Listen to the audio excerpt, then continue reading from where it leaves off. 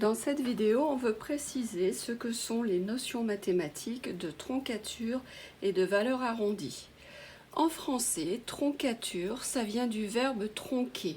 Tronquer qui veut dire enlever une extrémité, faire des suppressions ou bien raccourcir. Donc donner la troncature d'un nombre décimal, c'est donc enlever une extrémité, raccourcir ce nombre décimal. Avant de commencer, rappelons qu'un nombre décimal est composé de deux parties. La partie entière à gauche de la virgule et la partie décimale à droite de la virgule. Dans la partie entière, un nombre est composé de chiffres des unités juste avant la virgule, puis nous trouverons le chiffre des dizaines, le chiffre des centaines, le chiffre des unités de mille, dizaines de mille, etc., etc.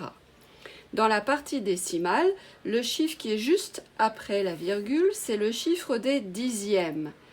Puis nous trouvons le chiffre des centièmes et enfin le chiffre des millièmes, 10 millièmes, 100 millièmes, etc.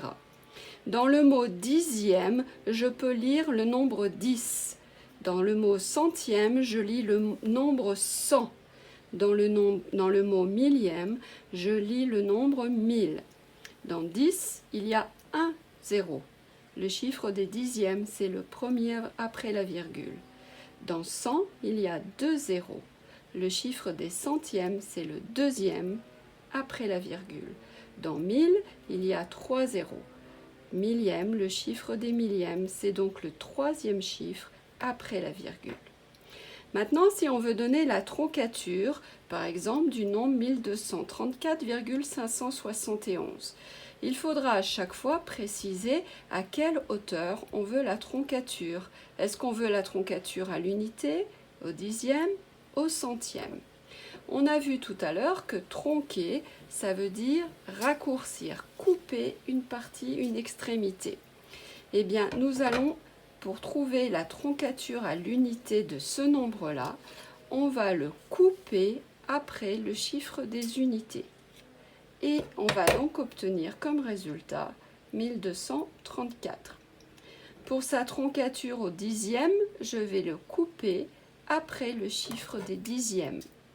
Et j'enlève la partie restante.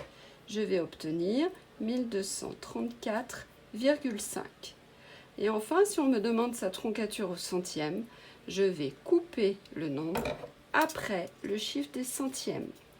J'ai ainsi obtenu 1234,57.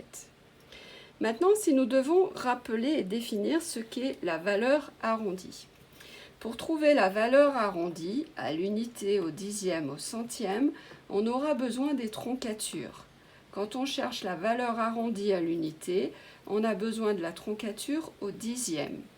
Pour la valeur arrondie au dixième, on a besoin de la troncature au centième. Pour la valeur arrondie au centième, on a besoin de la troncature au millième. Alors toujours pour le nombre 1234,571. Sa valeur arrondie à l'unité, je cherche sa troncature au dixième. J'obtiens le nombre 1234,5. Il est compris entre deux nombres entiers qui sont 1234 et 1235. Il est plus près de aucun des deux puisqu'il est pile au milieu. La Convention internationale des scientifiques a dit que dans ce cas-là, quand le nombre est au milieu, on dira qu'il est plus près du plus grand. Donc on dira qu'ici, sa valeur arrondie à l'unité, c'est 1235. Maintenant, si je veux la valeur arrondie au dixième, j'ai besoin de la troncature au centième. Cette troncature, c'est 1234,57. 1234,57, il est entre 1234,50 et 1234,60. 57, il est entre 50 et 60.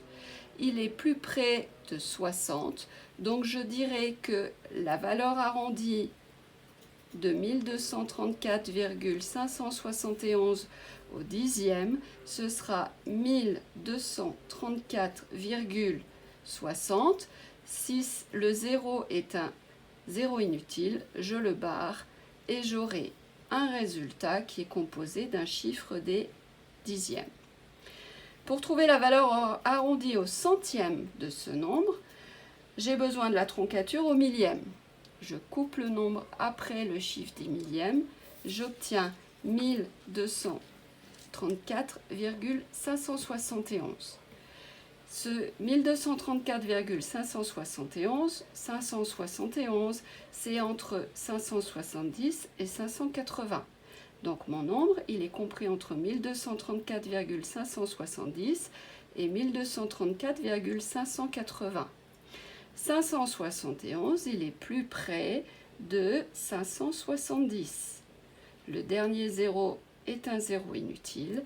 J'obtiens donc sa valeur arrondie au centième, 1234,57.